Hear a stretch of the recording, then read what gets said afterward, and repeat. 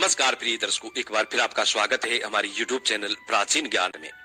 प्रिय दर्शकों, आज की कहानी बहुत ही बढ़िया है और बहुत ही इंटरेस्टिंग होने वाली है। ये कहानी बहुत ही प्रेरणादायक है। जो लोग इस कहानी को दिल से और मन से सुनते हैं, उसके घर में कभी भी कोई कलह उत्पन्न नहीं होगा। उसके घर में हमेशा सुख और शांति बनी रहेगी। माँ लक्ष्मी का सदैव आगमन रहेगा। प्रिय दर्शकों, ये तो आपने बखूबी सुना होगा कि जिस घर में रोज लड़ाई झगड़े होते हैं, रोज कलह उत्पन्न होता है, उस घर में बरकत नहीं होती, माँ लक्ष्मी का आगमन नहीं होता। जिस घर में सुख शांति होती है, उस घर में सुख समृद्धि की प्राप्ति होती है और माँ लक्ष्मी का निवास सदैव बना रहता है। ये कहानी हमारे जीवन में हमें ये प्रेरणा देगी कि हमें घर में लड़ाई झगड़े क्यों नहीं करने चाहिए और जिस घर में लड़ाई झगड़े होते हैं तो उनको किस तरीके से रोका जाए। प्रिय दर्शकों, घर में सुख शांति का होना बहुत जरूरी होता है, क्योंकि जहाँ सुख शांति होती है वहाँ लक्ष्मी निवास करती है। जहाँ कलह उत्पन्न होता है, लड़ाई झगड़े होते हैं, वहाँ अलक्ष्मी निवास करती है, दुख दरिद्रता निवास करती है। इसीलिए हो सके तो इस कहानी पर जरूर अमल करें और इस कहानी को पूरा सुने। ये कहानी आपको आपके जीवन में ढेरों सारी प्रेरणाएं देगी। ये बहुत ही प्रेरणादायक कहानी है।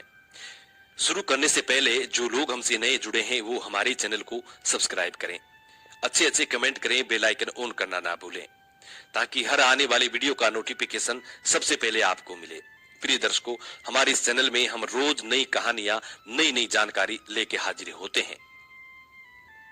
शुरू करते हैं प्रिय दर्शकों आज का ये प्यारा सा वीडियो। प्रिय दर्शकों, एक जंगल में एक मोर एक मोरनी रहा करते थे। मोर और मोरनी दोनों बड़े हंसी खुशी रहते थे। एक दिन मोरनी मोर से कहती है कि पिया जी, हमें यहाँ से चलना चाहिए और यहाँ से चलने के बाद जहाँ हमारे समाज के पक्षी रहते हैं, जहाँ काफी सारे मोर और मोरनी रहते हैं, हमें वहां चलना चाहिए। मोर मोरनी से कहता है कि प्रिय, वहां चलेंगे तो लड़ाई झगड़े होंगे, इससे अच्छा तो हम सुकून से दोनों यहाँ रहते हैं। लेकिन मोरनी जिद करती है। प्रिय दर्शकों, दोनों उड़ करके एक नगर में आ जाते हैं। मोरनी की जिद करने पर दोनों उड़ करके एक नगर में आ जाते हैं। उस नगर का राजा पशु पक्षियों की भाषा को अच्छी तरह समझता था। उस राजा ने क्राउ शास्त्र की पढ़ाई की थी। क्राउ शास्त्र का मतलब होता है कि जो पक्षियों की आवाज को समझ सके, पशु पक्षियों की हर आवाज को समझ सके। वो राजा सभी पशु पक्षियों की आवाज को समझता था। हर जीव जंतु की आवाज को वो बखूबी समझता था कि क्या कह रहा है। दोनों मोर और मोरनी उस नगर में आ जाते हैं। एक दिन की बात है, राजा अपनी रानी से कहता है कि रानी, मुझे बहुत तगड़ी भूख लगी है और मुझे भोजन खिला दीजिए। प्रिय दर्शकों, राजा की रानी 3600 प्रकार के भोजन बना करके और थाली में सजा के, एक हाथ में पानी का लोटा, दूसरे हाथ में भोजन की थाली लेकर के और राजा के समक्ष आती है। राजा को भोजन परोसती है। जैसे ही राजा के समक्ष थाली रखी जाती है तो एक चावल का टुकड़ा जमीन पे गिर जाता है। प्रिय दर्शकों, वहीं पे कुछ चींटियां घूम रही थी। एक चींटी उस चावल के टुकड़े को और धीरे धीरे लेकर के जाने लगती है। राजा इस चीज को, इस घटना को देख रहा था। उस चींटी के पास में तुरंत दूसरा बड़ा चींटा आता है और वो चींटा उस चींटी से कहता है कि प्रिय, ये चावल का टुकड़ा मुझे दे दीजिए और तुम राजा की थाली से दूसरा चावल का टुकड़ा लेके आओ। प्रिय दर्शकों, इस बात को वो राजा समझ जाता है, क्योंकि राजा पशु पक्षियों की, हर जीव जंतु की भाषा को समझता था। तो राजा इस बात को समझ जाता कि चींटा चींटी से इस बात को कह रहा है। इस बात को समझ जाता कि चींटा चींटी से इस बात को कह रहा है। चींटी चींटा से मना करती है, कहती है नहीं, राजा को पता चल जाएगा तो मुझे मार देगा।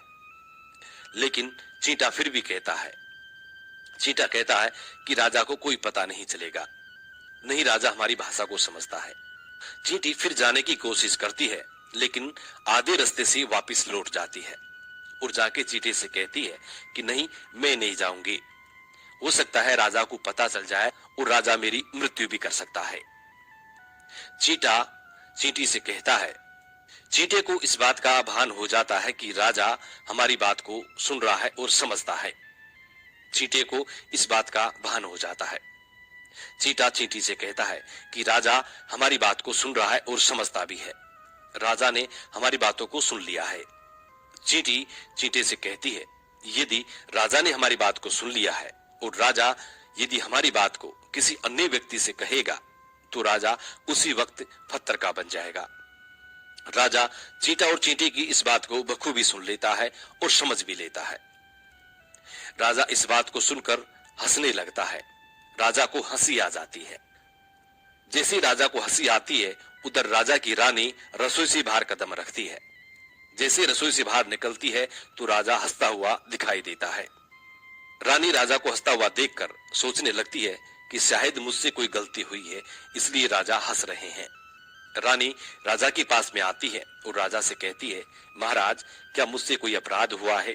क्या मुझसे कोई गलती हुई है जो आप इतने तगड़े हंस रहे हैं?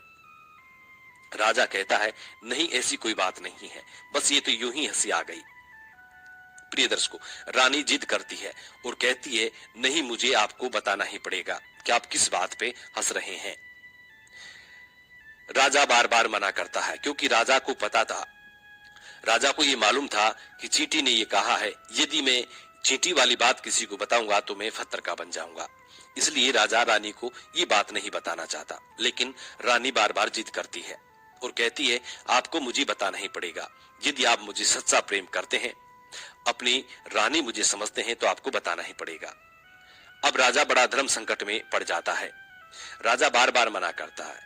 यदि राजा रानी को बात बताता है तो पत्थर का हो जाएगा, यदि नहीं बताता है तो रानी का विश्वास खत्म हो जाएगा। प्रिय दर्शकों, रानी जिद करने लगती है। कहते हैं न, त्रिया हट और बाल हट बहुत तगड़ी होती है। दोनों हट से हमेशा बच के रहना चाहिए।